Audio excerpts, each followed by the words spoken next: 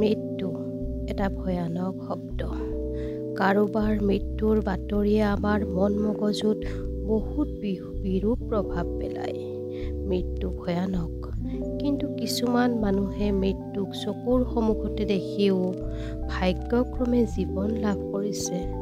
আচলতে তেনে ব্যক্তিৰ জীৱনত কেতিয়াবা মৃত্যু নিচেই কাষৰ পৰাই উভতি গৈছে।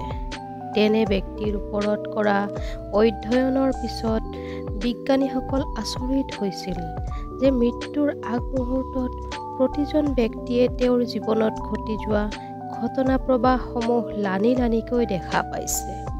আচলতে তেনে ব্যক্তিয়ে মৃত্যুৰ দুৱাৰদলিৰ পৰা উভতি আহি কিছুমান এনে কথা কৈ পেলাইছে যে বিজ্ঞানীসকলেও ইয়াক লৈ আচৰিত হৈ পৰিছে। গৱেষণাৰ বিষয়বস্তু হৈ পৰা তেনেধৰণৰ ঘটনা প্ৰবাহসমূহৰ পৰা বিজ্ঞানীসকলে কিছু কথা নিশ্চিত কৰিছে।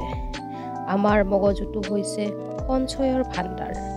যিদৰে কম্পিউটাৰৰ হাৰ্ড ডিস্কত সকলো তথ্য সঞ্চয় হৈ থাকে, ঠিক তেনেদৰে আমাৰ মগজুৰ ভিতৰতো বিভিন্ন অভিজ্ঞতা সঞ্চয় হয়।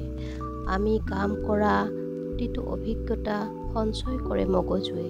ভৱিষ্যতে আকৌ সেই কামটো কৰিব লগা হ'লে মগজুৱে পূৰ্বতে সাঁচি ৰখা অভিজ্ঞতাৰ ভিত্তিত নিমিষতে কামটো সমাধা কৰি লয়। যেতিয়া মানুহ এজন মৃত্যুৰ সন্মুখলৈ আহে, তেন্তে মগজুৱে পূৰ্বতে তেনে ধৰণৰ ঘটনাৰ মুখামুখি হৈছিল নেকি বুলি এবাৰ গোটেইখিনি ডাটা ৰিকল কৰে। তেতিয়াই মৃত্যুযাত্ৰীজনে তেওঁৰ জীৱনত ঘটি যোৱা ঘটনা প্ৰবাহ কিছুমান দেখে।